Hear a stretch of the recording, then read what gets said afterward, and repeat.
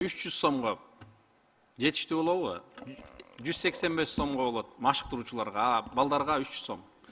Жок, бул эми азыркы эсеп менен алганда бул жетишсиз. Бул бир суткалык нормасы болуп атпайбы? Биз муну Союз тарагандан бери ошо туура айтат 109 сом, 83 сом, 250 сом болчу. Бүгүнкү күндө мында 480, 490 кылып, 300 сом кылып, 150 сом кылды, бирок бул деле жетпейт да. Bir çay içkende ele bir samsı başta 100 som, 120 som болот атат да, мындайча айтканда. А балдар деген эки мал машыгышат, эки мал машыкканда ошончолук энергиясын сарпташат, анан ушул 300 сом, 150 сом менен кайра толукталбайт да. Ошол себептен анан кээ бир балдардын ден соолугуна зыян келтирип атат, жүрөктөрү отуруп калып атат. Анан спонсорлук жардамдар сурап эле, анан баягы эле спортсмендер жаман атка конуп атат да, сурамчы деп эле көп жерлерге эшиктерин тебип эле неме кылышат да. Бул эми бюджет спортту көтөрүп атабыз дейт.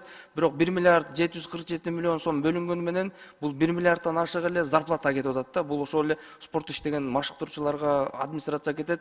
Анан калган жанакы 700 миллион ичинен эле спорт өнүктүрүү дейт да. Ошол эле жанакы депутаттар айткандар, жер-жериндеги региондордун дүшаларынын акчалары 300 миң, 150 миң сомда. Ал жерден 1-2 айда эле ал акчалар түгөнүп калат. Анан зарплата акча көтөрүлүп атат дейт, бирок дүйнө жүзү дагы өсүп атат. Азыр доллар 90 сом болуп атат. Ал кезде доллар канча сом эле, азыр канча сом. Анан билеттер көбөйүп атат, кымбаттап атат. Биздин могул Минфин бөлүп берип аткан акча дагы бул жетишсиз да.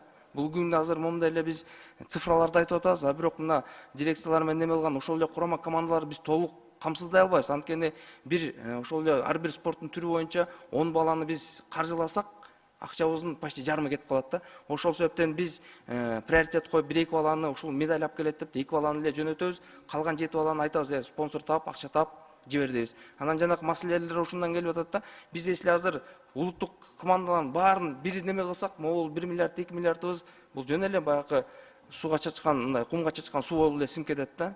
Бул маселе бул акча жагынан өтө чоң эле көйгөй да.